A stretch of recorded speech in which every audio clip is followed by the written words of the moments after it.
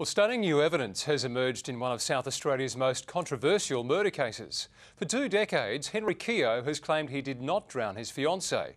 Now, an appeal has heard she might have died from an allergy, the case receiving high-profile support. Henry Keogh's ageing father returns to court with renewed hope his son will be cleared of murder. Keogh was convicted 19 years ago of drowning his fiancée, Anna Jane Cheney, in her bath.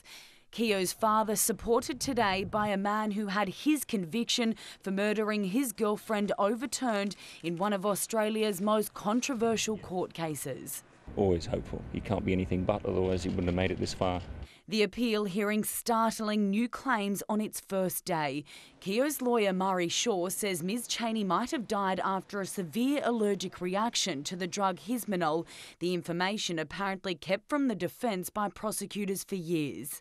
A Flinders University expert also casting doubt on the prosecution's case that Keogh held his victim's legs over her head to force her underwater.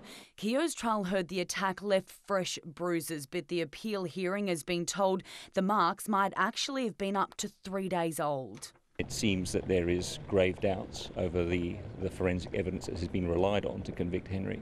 Wood, who was convicted of throwing model Caroline Byrne to her death at the Gap in Sydney, won an appeal 2 years ago after 3 years in jail. He now visits Keogh in prison. I support, in principle, all miscarriages of justice, and in particular Henry Keogh, who is one of the worst examples. Keogh's appeal has been made under new laws which allow people who have exhausted their avenues of appeal to try again if they have compelling new evidence. Keogh is the first to action this reform.